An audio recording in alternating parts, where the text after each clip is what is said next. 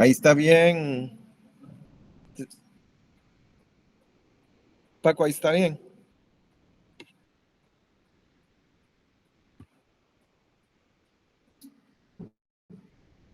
Bueno, entonces, luego tenemos la repolarización ventricular.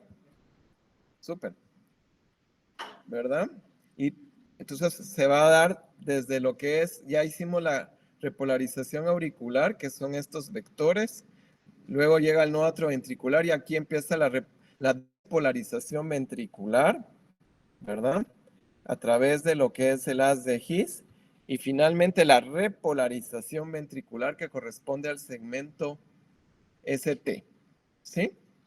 Ok, entonces ya visto estos tres segmentos, tenemos que tener en cuenta las fibras, como dice acá, ¿verdad?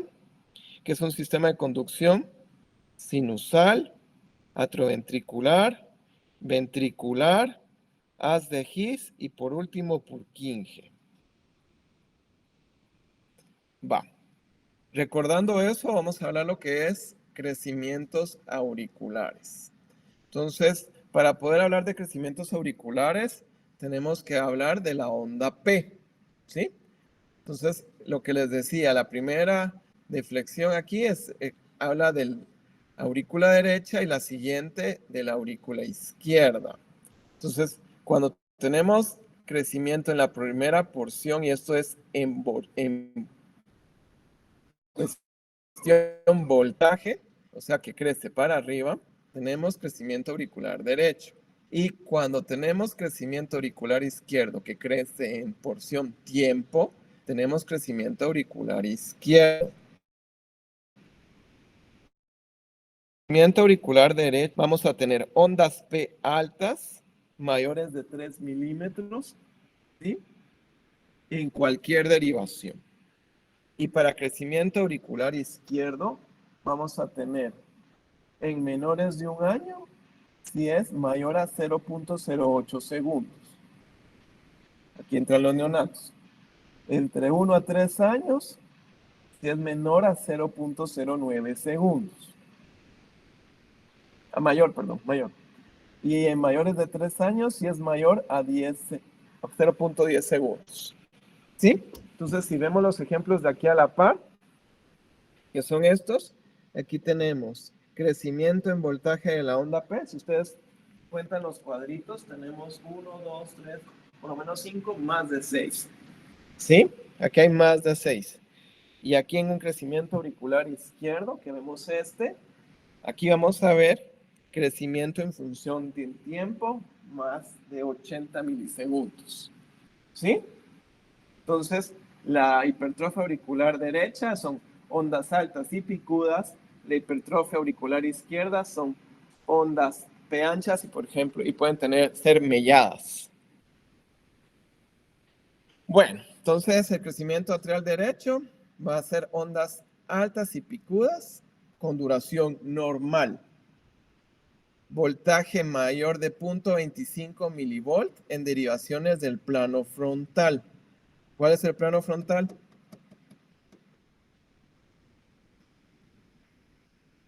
Eso ya lo tuvieron que haber leído. ¿Cuál es el plano frontal?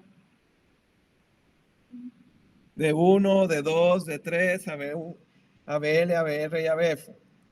Y el voltaje mayor de 0.2 milivolt en derivaciones en precordiales. ¿Cuáles son las derivaciones de las precordiales?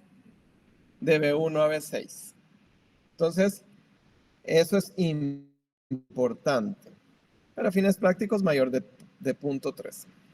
El eje de P va a estar desviado a la derecha. ¿Se acuerdan que en la clase anterior de hace 15 días vimos cómo se sacaba el eje de P? ¿De cuánto es el eje de P normal? ¿De cuánto? De 0 a 90 grados. Muy bien. Ok, entonces eso lo tienen que tener en mente. Si no, no van a entender. Entonces, si tenemos P pulmonale, ¿cuál es la P pulmonale? Se los acabo de decir. Ahí está escrito. P de duración normal, alta y picuda. En derivaciones del plano precordial, B1 y B2. así como en derivaciones del plano frontal de 1, D3 y plana, perdón, y D2 y plana en D3. Esta es la P congenitale. Esta es la que vemos frecuentemente en pacientes que nacen con atresia pulmonar, con anomalía de Epstein, ¿sí? Va. Y lo otro que tenemos que tener en cuenta es el patrón QR en B1 en las derivaciones auriculares. ¿Y por qué en B1? ¿Quién me puede decir por qué en B1? Es una derivación precordial que ve lado derecho. B1, B2, lado derecho. B5, B6, lado izquierdo. B4 y B3, porción intermedia septal. ¿Sí? Va. Entonces, si hay patrón QR en B1, que habla de una precordial derecha,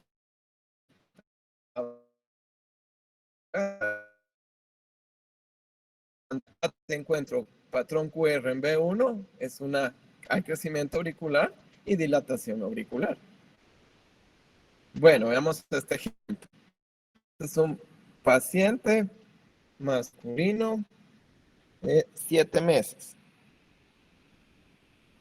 Primero vamos a ver que está en sinusal.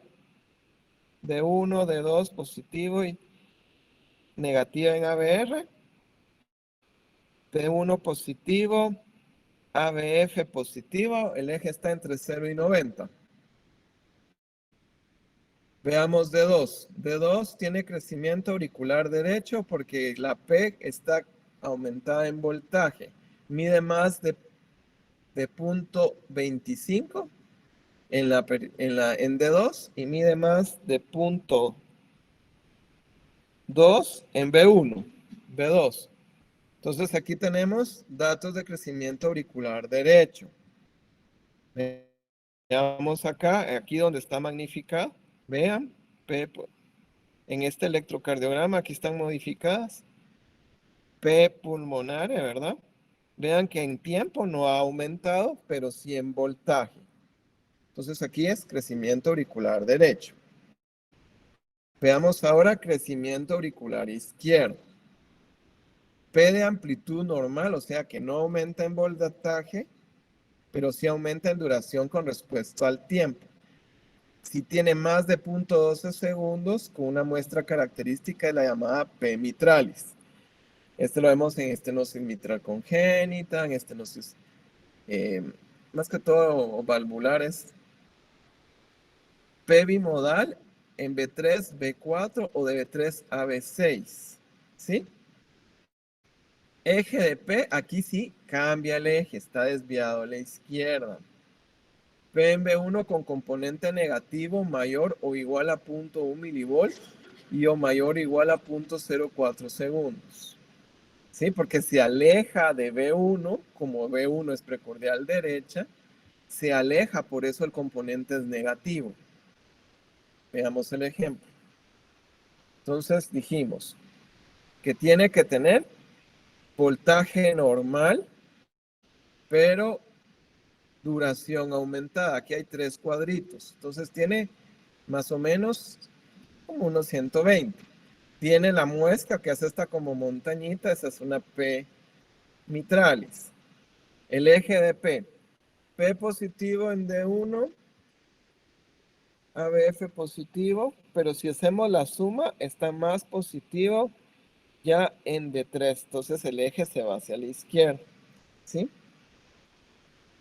Sigue cumpliendo criterio de ritmo sinusal, pero el eje es más izquierdo.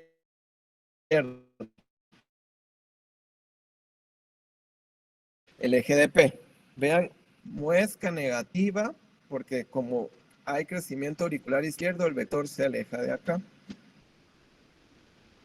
¿Sí? Entonces, eso es crecimiento auricular izquierdo. ¿Y cómo hago para saber si tiene crecimiento biatrial? Entonces, busco la suma de ambos componentes. Va a tener P larga y bifásica en B1 con componente positivo mayor de 0.15 y componente negativo con amplitud mayor a 0.1 y duración de 0.04 segundos o más. O sea, va a tener datos de crecimiento auricular derecho con datos de crecimiento auricular izquierdo. Por ende, voy a tener P pulmonale, que es la característica de crecimiento auricular derecho, en precordiales derechas. ¿Cuáles son las precordiales derechas? B1 y B2. Y P mitral en precordiales contralaterales, o sea, las izquierdas. ¿Cuáles son las izquierdas? B5 y B6. Va. El eje va a estar desviado a la derecha o a la izquierda dependiendo de cuál de los dos crecimientos predomine. Si tengo más crecimiento auricular derecho, va a estar más desviado el eje a la derecha. Si está hacia la izquierda, tengo más crecimiento auricular izquierdo, el eje está hacia la izquierda, el eje de P. Entonces aquí hay un ejemplo de un crecimiento biauricular. ¿Sí? Vemos, primero siempre revisen que esté bien tomado, ¿verdad? Está bien tomado. Luego vemos el ritmo. P positiva en D1, D2 y negativa en ABR. P positiva y positiva en ABF. ¿Sí? Entonces tenemos criterios de ritmo sinusal. Luego vemos las P. Hay P's, por ejemplo, en las precordiales izquierdas que tienen mayor amplitud. Tiempo, perdón. Y hay P's, por ejemplo, en B1 que tienen mayor, ¿sí? Voltaje. Entonces ahí hay datos de crecimiento biatrial. ¿Alguna pregunta hasta acá? ¿No? Wow. Entonces, siguiendo con lo que es todas estas alteraciones en la repolarización y todo, vamos a hablar del intervalo BR. Antes de entrar a hablar a los bloqueos, ¿sí? Tanto de grado como los fasciculares, es importante analizar el intervalo PR. ¿Qué es el intervalo PR? Es esta distancia que mide este segmento entre el inicio de la P al inicio de la R y forma parte de la repolarización auricular.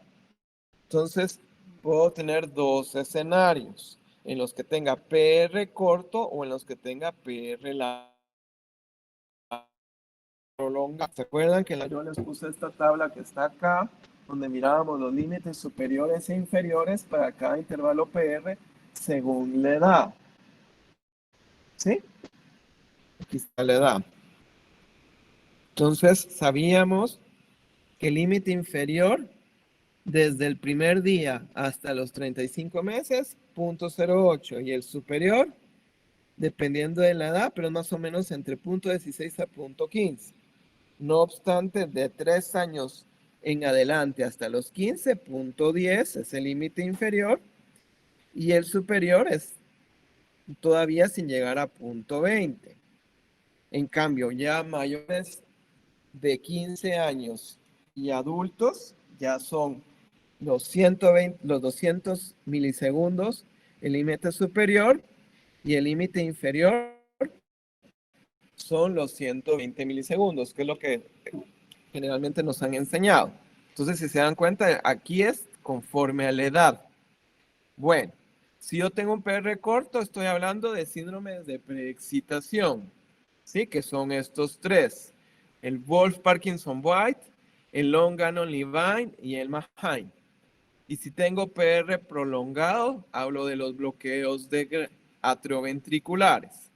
Primero, segundo, tercero, ¿sí? Y pueden ser por trastornos como en la repolarización, como miocarditis, trastornos electrolíticos, intoxicación, etc. Bueno, entonces ya que tocamos este tema, el Wolff-Parkinson-White va a ser PR menor por edad, ¿verdad? 0.2 está, pero para fines prácticos en adultos, ¿verdad? Pero ya vimos que es el límite, entonces vemos la conducción tiene que ser del nodo sinusal hasta el nodo atrioventricular. Pero si yo tengo una vía accesoria, hago esto, me salto la repolarización de acá, entonces voy a tener un PR más corto con un QRS mayor a 0.10 segundos y se va a dar lo que es la formación de la onda delta. Y al encontrar yo a mi corazón frío vulnerable, voy a tener cambios en el segmento ST y en la onda T en la repolarización ventricular y se asocia a arritmias. Entonces aquí está, PR onda delta, que es esta montañita donde hay unas aumento acelerado de la onda R, cambios en la repolarización, ¿sí? En la onda T con ondas invertidas. Y esto se asocia a arritmias, principalmente taquiarritmias. Ok, esto lo vamos a meter, va a ir más a fondo cuando nos toque ver arritmias. Y existe la vía antidrómica y ortodrómica. Normalmente la conducción es en dirección a las agujas del reloj. Cuando es en contrario a las agujas del reloj, como es en este caso, es antidrómico, ¿verdad? Aquí vean un ejemplo, cómo se ve la onda, el PR corto, onda delta, y de repente entra una taquicardia auricular. Esto es un preámbulo para la siguiente clase. El long Gannon Levine va a ser PR corto, pero sin presencia de onda delta. Y el Mahain va a ser PR normal, pero con onda delta, porque el trastorno y las fibras donde está la vía accesoria son en esta porción para long Gannon Levine y en esta porción para el Mahain. Bueno, eso solo fue para hablar porque aquí estamos analizando PR. Ya eso lo vamos a ver más detallado en la siguiente clase, lo que son arritmias. Siguiendo con nuestro tema de interés, los bloqueos atrioventriculares, vamos a tener varios grados. ¿Sí? Entonces va a haber una lentificación en la transmisión desde la P hasta el nodo atrioventricular, o sea, del nodo sinusal al nodo atrioventricular. Entonces, los bloqueos AB de primer grado, aquí, antes de que llegue la conducción hasta el nodo atrioventricular, va a haber una lentificación, eso nos va a prolongar el intervalo PR y vamos a tener un PR mayor del límite superior para la edad, 0.20 para adultos, pero a cada complejo, a cada P va a seguir un complejo QRS. O sea, vamos a tener solo una lentificación, una prolongación del intervalo PR, pero lo que es el QRS va a seguir. Si veamos este ejemplo, aquí viene la T, la P hasta acá, vean este intervalo PR es súper prolongado, es un bloqueo de primer grado avanzado, ¿verdad? Entonces creo que es un ejemplo bien claro, ¿verdad? Pero siempre sigue el QRS. Bueno, el bloqueo AB de segundo grado va a tener dos tipos. ¿Sí? En este, ¿qué va a pasar? Va a haber en el tipo 1, vemos aquí cómo conduce primero hasta acá, pues pasa del nodo sinusal atrioventricular y conduce hacia el ventrículo. Va a estar normal. Luego en el siguiente va a haber una lentificación nuevamente en el nodo atrioventricular, pero va a volver a conducir, o sea, va a haber un alargamiento progresivo del intervalo PR, ¿verdad? Luego vamos a tener nuevamente desde el nodo sinusal, pero se va a lentificar más en el nodo atrioventricular hasta llegar a los ventrículos, entonces va a haber, se va alargando progresivamente el intervalo y finalmente va a haber uno en el cual ya no va a encontrar al nodo atrioventricular en un periodo regularizable y por ende no va a conducir y entonces va a haber una P bloqueada. ¿Qué va a pasar con el intervalo RR? Va a haber un acortamiento progresivo del RR hasta encontrar la P bloqueada. Porque recuérdense que aquí se alargó, pero el RR tiene que seguir el QRS, ¿verdad? Y el intervalo RR', porque que contiene la P bloqueada, es menor que la suma de dos intervalos PP. Entonces veamos acá. Bueno, P, PR, QRST se prolongó. Vean acá cómo el intervalo PR se prolongó, pero condujo. Luego acá se prolongó un cacho más, ¿verdad? Y luego acá se prolongó aún más y de repente hay una P que no conduce. ¿Sí lo ven?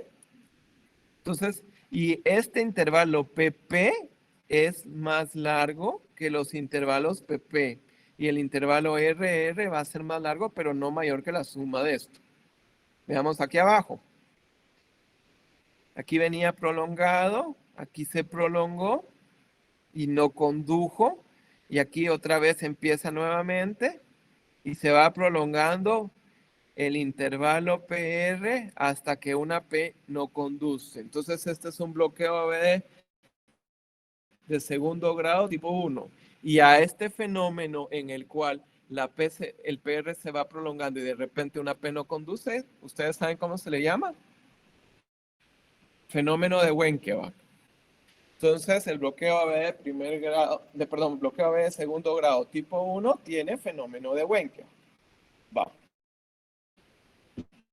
Luego viene el bloqueo AB de segundo grado tipo 2. Solo un paréntesis. El bloqueo AB de primer grado y el bloqueo AB de segundo grado eh, con fenómeno de Wenckebach, estos no requieren, bueno, hay que buscar la causa, si tiene hipotermia, por ejemplo, pero no requieren marcapasos. Al contrario, el bloqueo AB de segundo grado y el bloqueo AB de tercer grado van a requerir marcapasos. El bloqueo de segundo grado tipo 2, o sea, sin fenómeno de Wenck. ¿Qué pasa en este? Está aquí la onda P, ¿sí? Debería conducir, pero no condujo a través del bloqueo, a través del nodo AB porque está bloqueado. Luego vemos otro latido en el cual el nodo sinusal sí condujo de forma adecuada. Luego vemos otro que no condujo, ¿verdad? Porque se bloqueó en el nodo atrioventricular. Y luego otro que sí condujo. Entonces va a haber ondas P bloqueadas de manera intermitente, ¿sí? En las P que conduce el intervalo PR va a permanecer constante. ¿Ya? Entonces veamos este ejemplo de un bloqueo AB de segundo grado tipo 2. Aquí la P condujo, aquí la P condujo, pero no se alteró el intervalo PR. Luego vemos una P que no conduce, pero el siguiente tiene otra P, pero con un PR constante. No se va alargando como cuando hay fenómeno de Wenckebach. Aquí hay otra P que no condujo y así sucesivamente como se ven en las de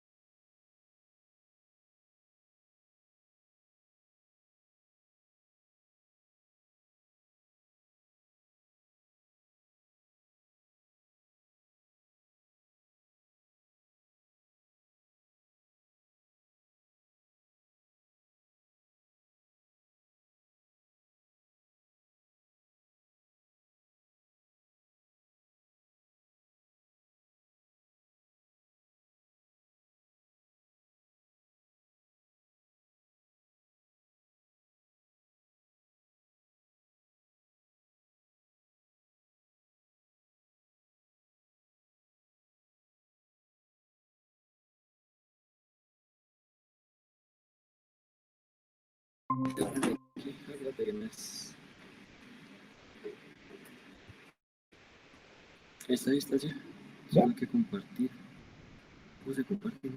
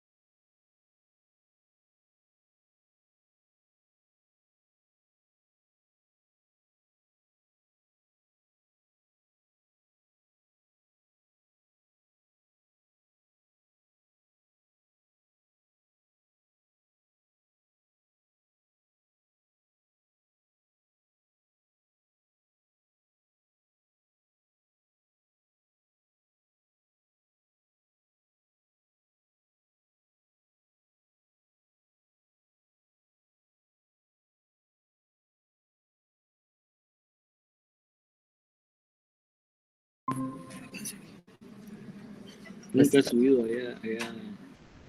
Pues ahí está. Ahí está. ¿Ya? Ahorita. No, ahorita se ve solo tu cámara. Ah, porque no estoy en la presentación. Ahí está. ¿Ahí está? ¿Sigo Sí, ahí? sí. Mejor, es que yo creo que es el puntero cuando lo uso, fíjate. Mejor uso la flechita. Sí, Va. ahí está. ¿Sí? Ahí está. Bueno, ¿alguna pregunta hasta acá? Va.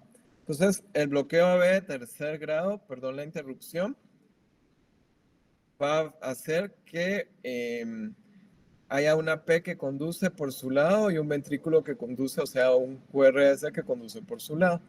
Entonces, veamos este ejemplo. Aquí hay P, aquí hay P, aquí hay P, aquí está metida la P, aquí está la P, aquí está la P, aquí está otra vez metida la P, y los QRS van por su lado, miren. Aquí está metida la P, ¿sí lo ven? Aquí está la P, aquí está la P, aquí está la P, aquí está la P. Y en cambio los QRS siguen. Entonces, la frecuencia auricular va por su lado y la frecuencia ventricular va por su lado. Miren este ejemplo. Esta es una paciente con lupus. ¿Sí? Es de un hijo de madre con lupus. Entonces, un recién nacido que nació con bloqueo B completo. Eso es lo que mira la frecuencia ventricular de ese neonato. ¿Va? La P va por su lado y aquí hay 3 P's, o sea, es 3-1 porque van 3 P por cada ventrículo. ¿Sí? Casi que 4-1. ¿Sí? Y la frecuencia auricular aquí sería como 100 latidos por minuto, pero la ventricular y como 40 latidos por minuto, 30 latidos por minuto. ¿Tienen alguna pregunta con los bloqueos atrioventriculares?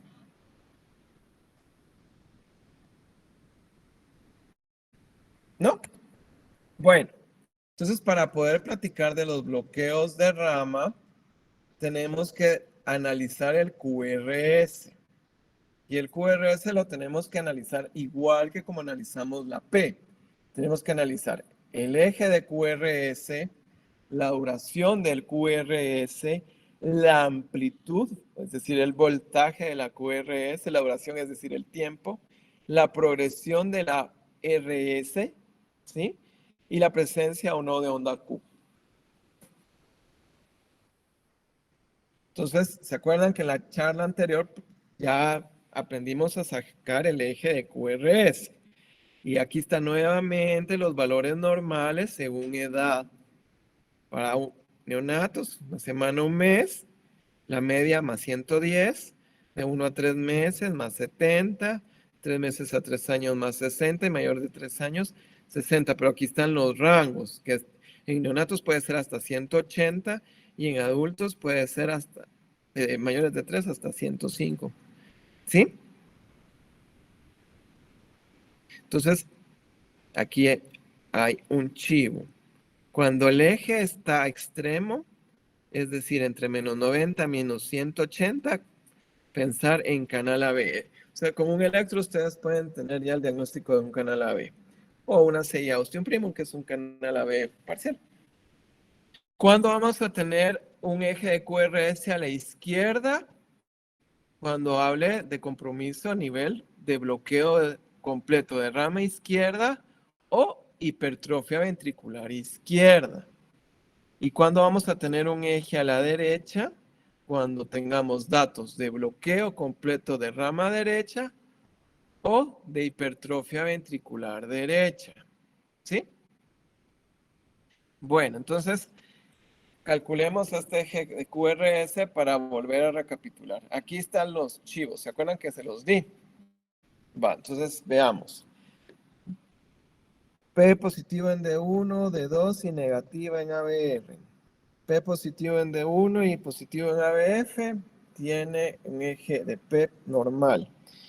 Veamos ahora el QRS. El QRS aquí positivo intermedio en D1 y positivo en ABF. O sea que va a estar entre 0 y 90. Entonces se acuerdan.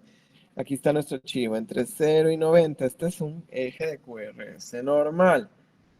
Igual acá, ¿se acuerdan de ir viendo conforme en donde esté? Si, por ejemplo, D1 está negativo, pero QRS está positivo, el eje está en este cuadrante y así sucesivamente en cada uno. ¿Sí se acuerdan de eso? Va. Entonces, ya que hicimos un recordatorio de ese, ¿sí? Nos acordamos que también hay duración del QRS y también, así como vimos los límites para PR, hay límites para QRS. Límite superior de la normalidad son estos, ¿sí? En neonatos 0.05, en promedio 0.07 y adultos hasta 0.09, ¿verdad? Va. Entonces, cuando yo tengo, aquí voy a analizar si hubo un problema en la conducción de las ramas, si es izquierdo o es derecho. Ah, no, perdón, aquí es para bloqueo de rama derecha, perdón. Si es bloqueo incompleto de rama derecha o si es bloqueo completo de rama derecha. Entonces voy a analizar lo que es completo primero. Entonces, el eje de QRS va a estar desviado a la derecha, ¿sí? Porque hubo un problema en la conducción que dejó de conducir a nivel de la rama. Va a haber un patrón de RSR, porque como se va a tardar en conducir, mi R va a ser más grande. En B1, con un QRS mayor del límite superior para lo normal. Va a haber ondas S ensanchadas en las precordiales, ¿sí? Porque esas, como se aleja de ahí, porque el problema es derecho, se aleja. Y va a haber R' empastada terminal en ABR y B2, que son derivaciones derechas. En cambio, en el bloqueo incompleto de rama derecha, vamos a tener el mismo patrón de RSRB1, pero el QRS va a ser de duración normal. Esa es el principal diferencia, el QRS. La imagen de RSR en B1 va a ser normal siempre que la duración de QRS sea normal o haya R menor de 15 en menores de un año y mayor de 10 en mayores de un año. ¿Sí? Que son criterios de hipertrofia, que los vamos a ver en un rato. O sea, para que yo pueda decir que hay un bloqueo de rama, no tengo que tener criterios de hipertrofia. ¿Sí? Entonces, el bloqueo completo es el eje a la derecha, el patrón RRS en B1 con un QRS mayor del límite superior de lo normal y estos otros dos parámetros, las S y la R'. En cambio, el bloqueo incompleto de rama derecha va a tener el patrón RRS, pero el QRS va a ser normal. ¿Y qué es el patrón RSR? El que vulgarmente le dicen orejas de conejo. ¿Sí? Que es este. Entonces vamos a tener en el bloqueo completo de rama derecha una desviación del eje a la derecha, ¿sí? Porque hay predominio de fuerzas derechas. Patrón RSR en B1, que es este. RSR, ¿sí? RSR, ¿sí lo ven? R chiquita, SR en B1 con un QRS. Vean la medición de este QRS, ¿sí? Es más de 80 milisegundos. Entonces aquí tiene criterio de bloqueo completo de rama derecha. Veamos los otros. S ancha y empastada en D1, ese no salió. B5 y B6. S ancha y empastada en B5 y B6. ¿Sí? Aquí se ve. El empastamiento es eso, que se prolonga, ¿va? Y R empastada terminal en ABR y B2. R empastada terminal en B2. Entonces, este cumple criterios de bloqueo completo de rama derecha. Veamos el ejemplo del bloqueo incompleto de rama derecha. Va a ver otra vez patrón RS en B1, pero el QRS es normal. RSR, ¿sí? Pero el QRS es normal en duración, ¿sí? Imagen de RS en B1 es normal. Sí, lo que ya platicamos que son criterios de hipertrofia. ¿En qué pacientes puedo encontrar yo estos tipos de problemas de bloqueo de rama derecha? En las comunicaciones interauriculares. Bueno, ahora platiquemos de el bloqueo de rama izquierda. El bloqueo de rama izquierda tiene unas variantes. Puede ser completo, puede ser un hemibloqueo de fascículo anterior izquierdo o un hemibloqueo de fascículo posterior izquierdo. Entonces analicemos primero el bloqueo completo de rama izquierda. Lo primero, el eje de QRS va a estar a la izquierda. La duración del QRS va a ser mayor al límite superior normal para la edad. Onda R empastadas y anchas con ausencia de Q en las precordiales izquierdas, porque es izquierdo. Entonces de 1 a BL, B5 y B6, con ondas S anchas en las contralaterales, porque se aleja, B1 y B2. ¿Sí? Cuando hay un hemibloqueo de fascículo anterior, ¿sí? Aquí no decimos bloqueo incompleto de rama izquierda, aquí lo que decimos es, en mi bloqueo de fascículo anterior va a haber desviación del eje a la izquierda, pero igual que con QRS normal. Va a haber complejos RS en D2, D3 y ABF, y complejo QRS en D1 y ABL. En cambio, y este es el que les decía, como el eje es posterior, en canal AB y atresia tricuspidia. El hemibloqueo de fascículo posterior, aquí el eje va a cambiar, ¿sí? Va a estar más o menos a más 120 grados, o sea, es un eje a la derecha. El complejo RS en D1 y ABL, con complejo QRS en D2, D3 y ABF, y esto, gracias a Dios, no es muy frecuente. Cuando vemos esto, generalmente es posisquemia, ¿no? En el bloqueo de fascículo posterior. Entonces veamos acá los ejemplos. Si quieren, veamos primero el completo de rama izquierda para analizar los otros dos. El bloqueo completo de rama izquierda, lo primero que tenemos que ver es desviación del eje a la izquierda. Entonces vemos, este es sinusal. P positiva, perdón, QRS con deflexión positiva en D1 y ¿dónde está BF? Aquí va, está positivo. Entonces, ¿dónde corre ese eje de QRS? Hacia la izquierda. ¿Sí? Porque D1 en vez de correr por acá, está corriendo para acá. Y ABF en vez de correr hacia abajo, está corriendo hacia arriba. O sea, si yo hago mi cuadrante, corre en esta porción. ¿Sí? Entre más 180 y hasta 270. Entonces el eje está desviado.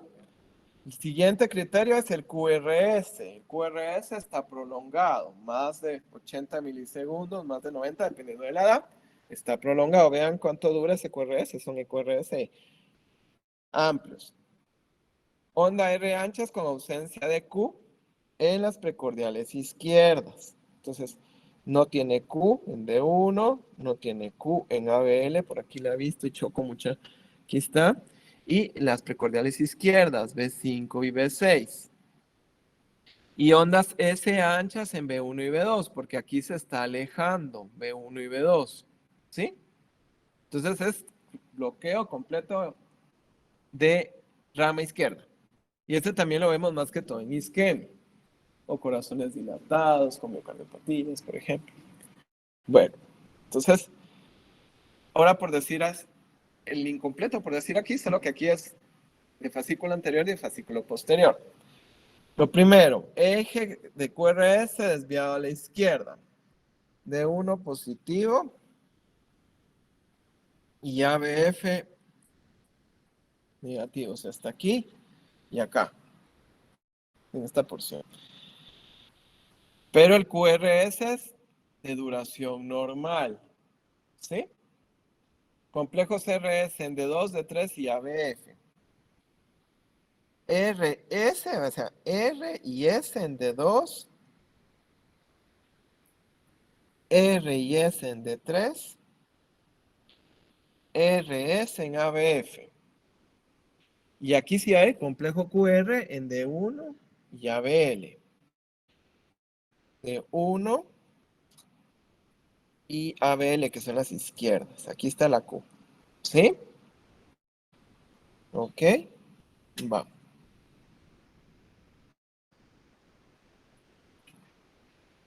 Ahora en mi bloqueo de fascículo posterior. Aquí el eje va a estar a la derecha. Aquí está negativo, positivo. O sea, está para acá.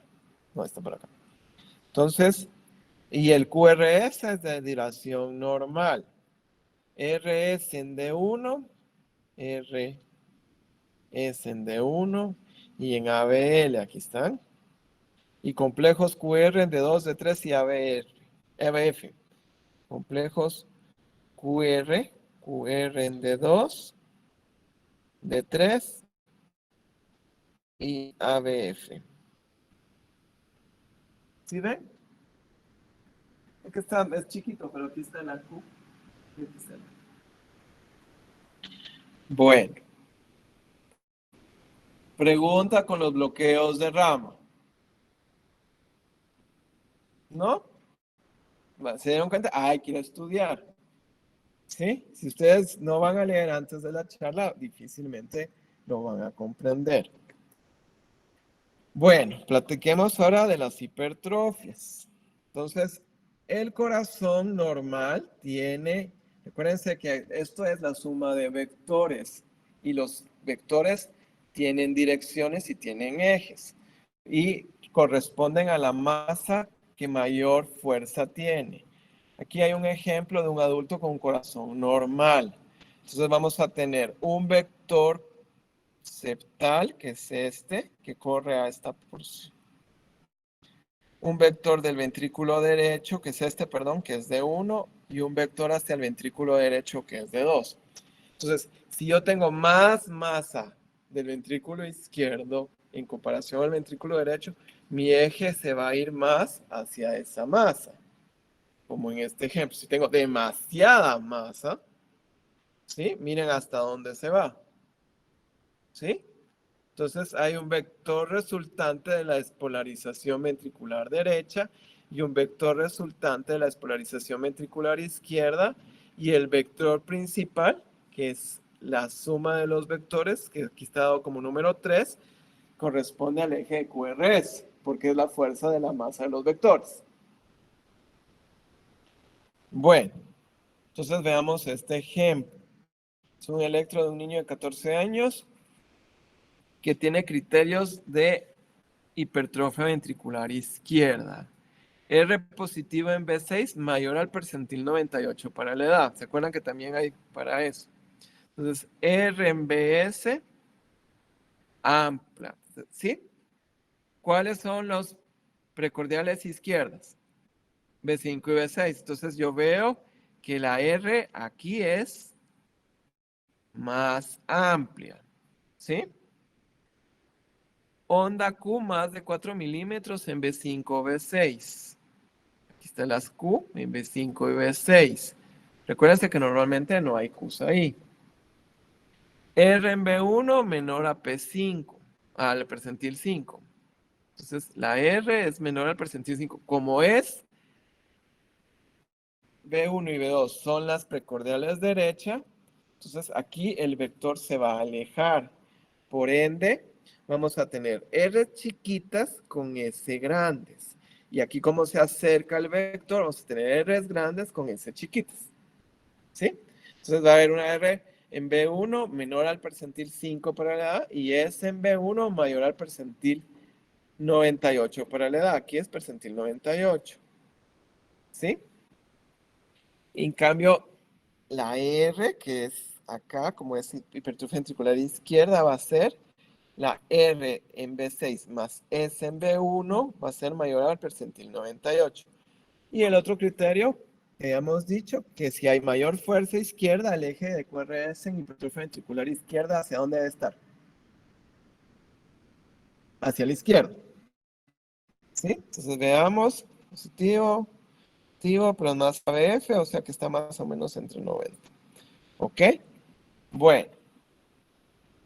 Igual va a ser para hipertrofia ventricular derecha. Veamos este ejemplo.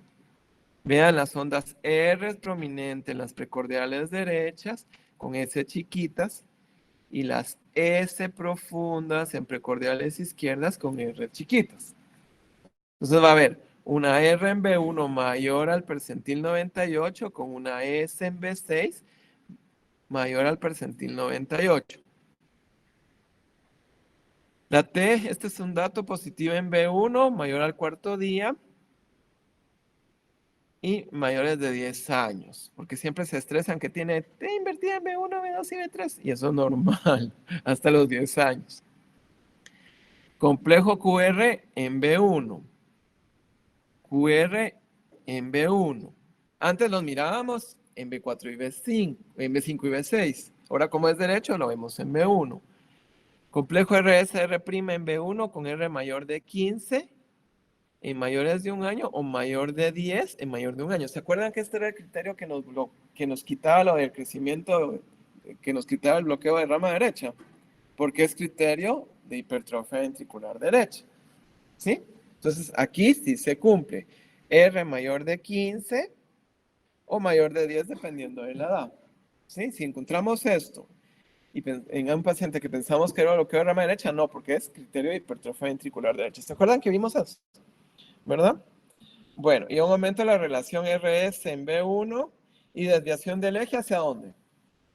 Hacia la derecha. Un paréntesis antes de hablar de crecimientos biventriculares. Existe lo que se llama la progresión de la onda RS. Esto se ve en pedia. En menores de 3 años hay R pequeña y S dominante en B1. R pequeña, S dominante en B1. Ah, es este, perdón. R pequeña, S dominante en B1. ¿Sí? Con R dominante en B4 y B6. En mayores de 3 años. En neonatos, como la fuerza es derecha y el eje es más derecho porque hay mayor crecimiento ventricular derecho por los cambios embriológicos fetales, las R dominantes son principalmente en precordiales derechas y S dominantes en B5 y B6. ¿Sí?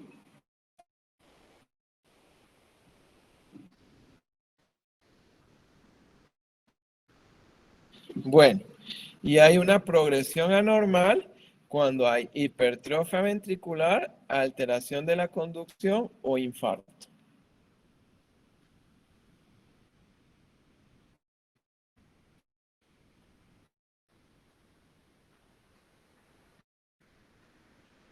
Perdón.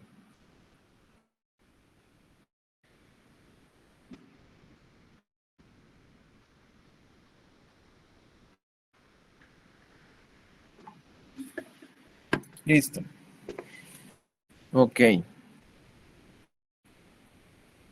Para los que les gusta,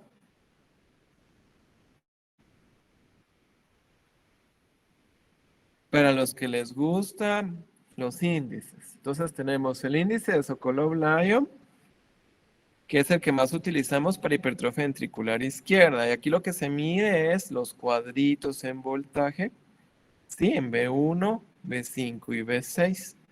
Entonces, si la suma es mayor a 3.5 milivoltios, es decir, 35 milímetros, es positiva a hipertrofia ventricular izquierda. Y aquí está el índice.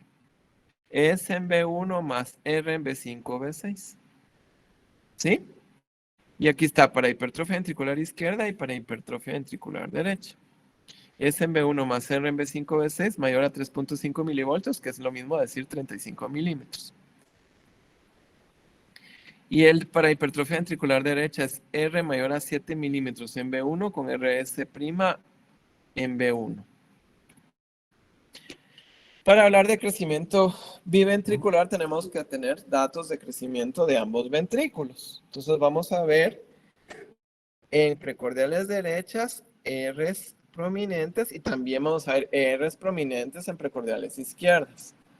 O podríamos ver, aquí es cuando es más va a ser más predominante igual el eje, dependiendo qué ventrículo sea más hipertrófico. Bueno, ¿alguna pregunta con las hipertrofias? ¿No? Vamos a platicar de la onda Q. Esta va a estar puede estar positiva de 1, de 2, de 3, ABL, ABF, B5 y B6. Como les dije, en precordiales derechas no está. Van a ser Q anormales cuando tengan una duración mayor a 0.03 segundos. Sí, eso es en cuestión de tiempo, en cuadritos. O la amplitud sea mayor al límite superior de lo normal. Entonces hay que revisar las tablas de la Q, que esas se las pasé en la charla anterior, si no estoy mal. La amplitud va a variar con la edad y la derivación. La amplitud normal desde menos 2 milímetros en ABL y de menos 3 en D1, menos 4 en D2 y ABF. La amplitud es esta. Y en D3 y B6 varía según la edad. ¿Cuándo vas a tener ondas Q patológicas? Como lo hablamos anteriormente, en hipertrofia ventricular izquierda, en bloqueo completo de rama izquierda o en pacientes con infarto, como es en este ejemplo. Vean este es un lactante de 6 meses con ondas Q de 6 milímetros en D3.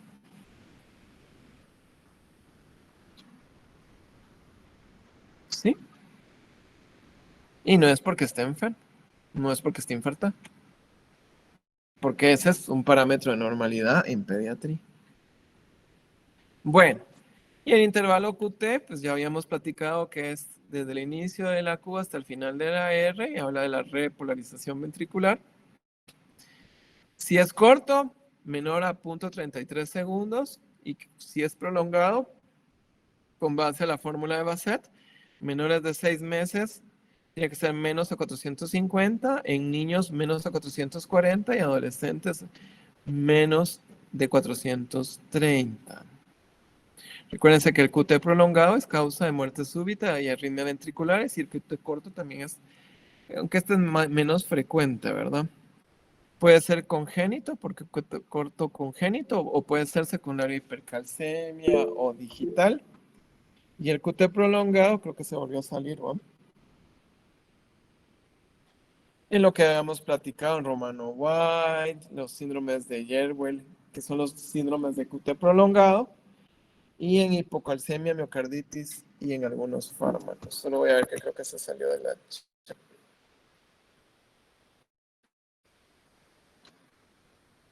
¿Todavía estoy ahí?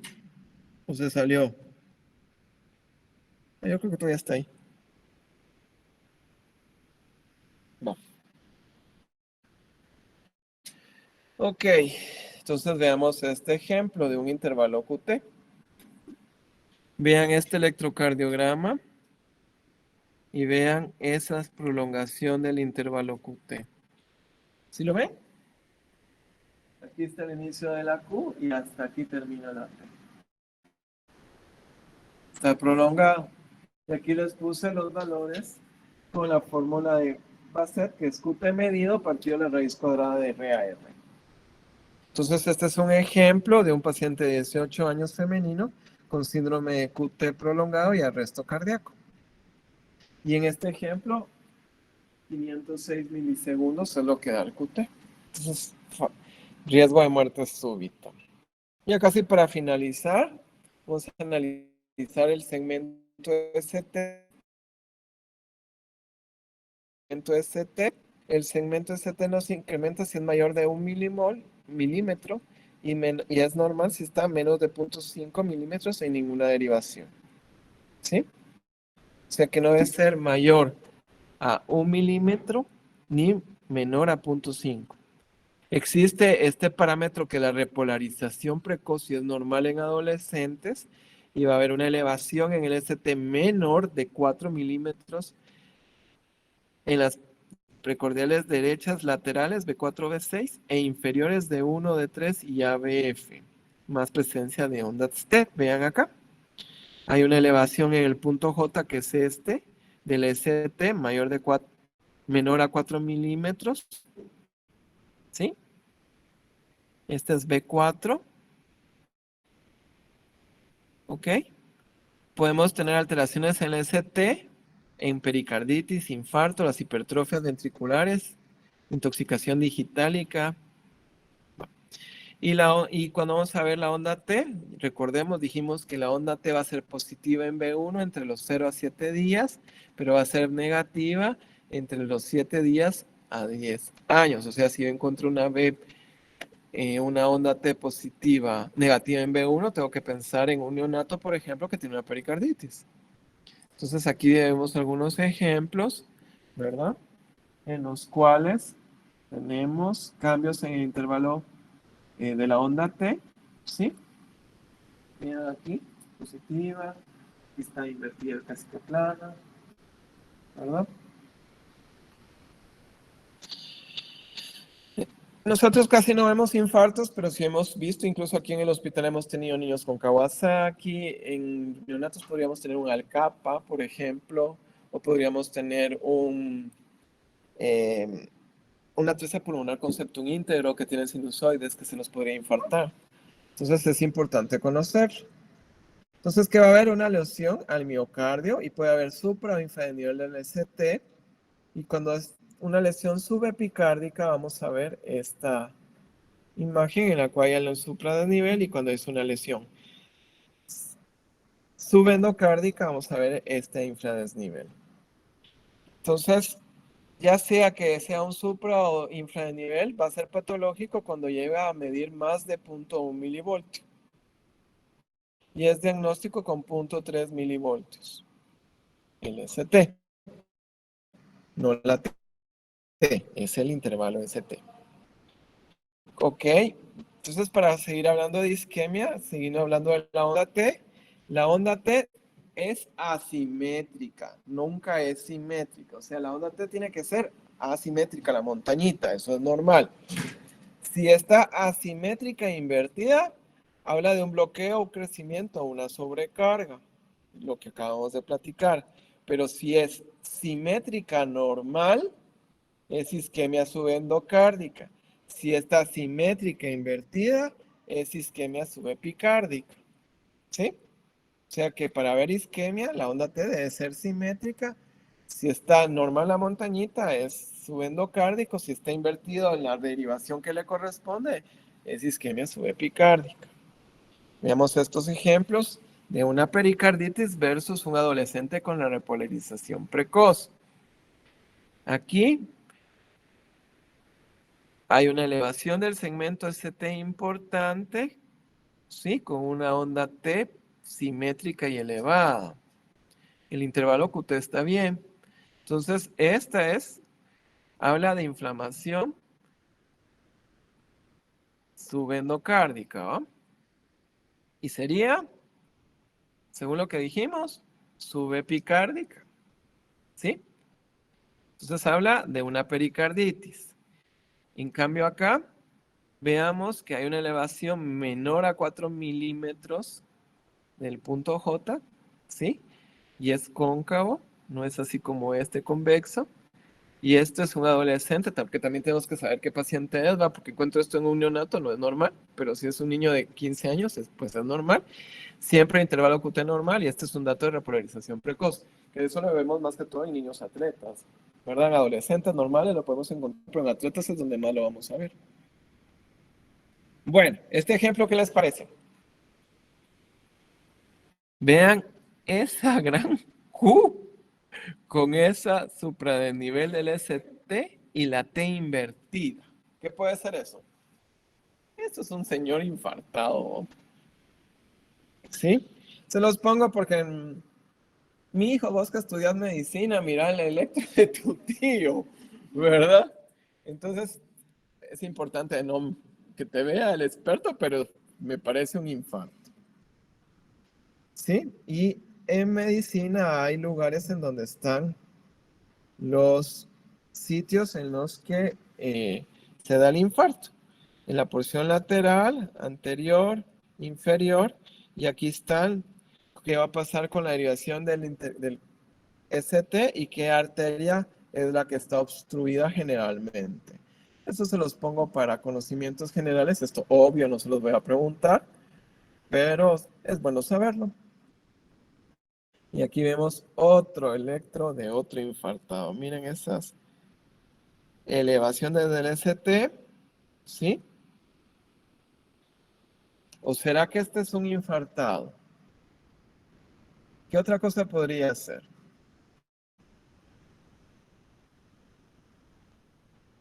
Ojo, no todo es infarto. Elevación del ST, B1, B2, B3, con imagen de bloqueo de rama derecha, síndrome de Brugada. El Brugada también es una canulopatía, así como el QT, y es de muerte súbita. Entonces, lo tenemos que conocer. Generalmente se ven pacientes arriba de los 16, he tenido uno como de 10, pero, y tiene 3 patrones, patrón tipo 1, patrón tipo 2 y patrón tipo 3, así como el QT, ¿se acuerdan que hay QT tipo 1, QT tipo 2 y QT tipo 3? ¿Verdad? Entonces, se los traigo a colación porque no todo es infarto. Veo yo esto en un adolescente con historia de síncope de 12 años, no voy a pensar en infarto. No cumple criterios de pericarditis. ¿Sí? Esto es un Brugada. Un último análisis, ya que tocamos el tema, el electro del deportista. Lo primero que vamos a tener, bradicardia sinusal, entre 45 y 65, con arritmia respiratoria sinusal marcada. Entonces, si yo veo un electro en bradicardia con ritmo sinusal marcada, le voy a preguntar, ¿usted es deportista? Y si me dice que sí, tranqui. Si me dice que no, puede ser disautonómico. Bueno, bloqueo AB de primer grado, ¿se acuerdan? PR que se prolonga. Con PRs hasta de 200 o 400, cuando es... Pero ahí hay que estudiarlo siempre para estar seguro. No voy a tener algo más, como una coartación o algo más. Sí me pasó una vez. Potojo que me lo llevaron, ¡ay, deportista! Y en el electron bloqueo AB primero, que no tenía pulsos. Y era una coartación. Bueno, bloqueo AB segundo grado, Movitz 1. ¿Sí? Es decir, con fenómeno de Wenkemann. Bloqueo AB segundo grado, Movitz 2. No. Y podemos ver bloqueo AB de segundo grado, Movitz 1, pero que cuando lo pongo a correr, a esfuerzo, desaparece. Pueden tener extrasistolia ventricular y ventricular, pero estén con el ejercicio. O tiene algún dato de inflamación, ¿verdad? QRS de alto voltaje como hipertrofia ventricular y con eje levemente desviado a la izquierda, sobre todo a aquellos patojos que también les gusta hacer ejercicio, ¿verdad? Bloqueo incompleto, nunca completo de rama derecha, ¿sí? Repolarización precoz, que ya lo platicamos, cóncava, no convexa. Asimétrica, no simétrica. Picudas y pueden ser menores a B5, B6 y normalizan también con el ejercicio. Y puedo tener ondas U en precordiales derechas. Muchos de estos cambios que veo en un electro de base, los puedo hacer una prueba de esfuerzo y se normaliza. Pero eso es en el deportista. Ok, yo creo que ahí está. ¿Alguna pregunta?